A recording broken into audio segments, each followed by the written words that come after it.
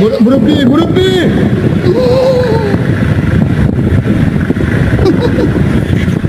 এই এই সোনামণি বসো জান তুই টেকে এখন আইও নতুন নতুন পুলিশকে ফোন দেবো।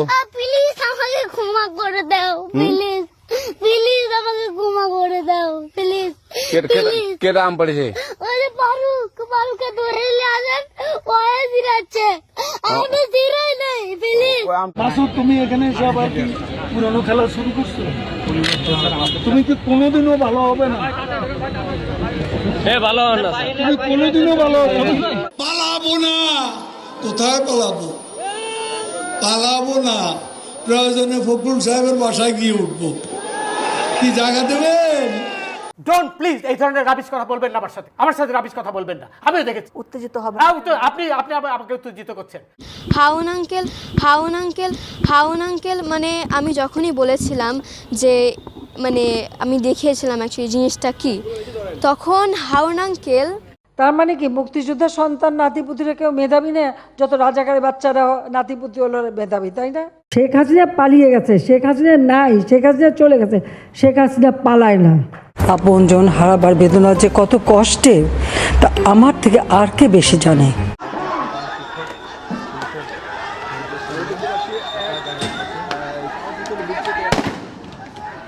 গুলি খাইছে একটা। আগুন জ্বালাও, পানি লাগবে, পানি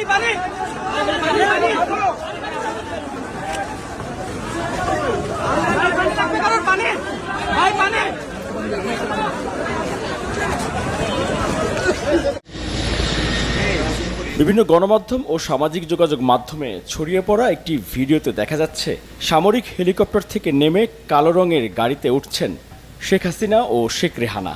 তাড়াহুড়ো করে হেলিকপ্টার থেকে গাড়িতে ওঠার সময়ও তাদের সাথে ছিল স্পেশাল সিকিউরিটি ফোর্স এসএসএফ সদস্যরা। আমি আর হাসান 1 বছর লিভ টুগেদার করেছি, তারপর দুজনকে চুজ করেছি পার্টনার হিসেবে। আমাদের সমাজও পরিবর্তন হচ্ছে, ডিভোর্স নর্মালাইজড হয়েছে, লিভ টুগেদারও নর্মালাইজড হচ্ছে এবং হবে ইনশাআল্লাহ।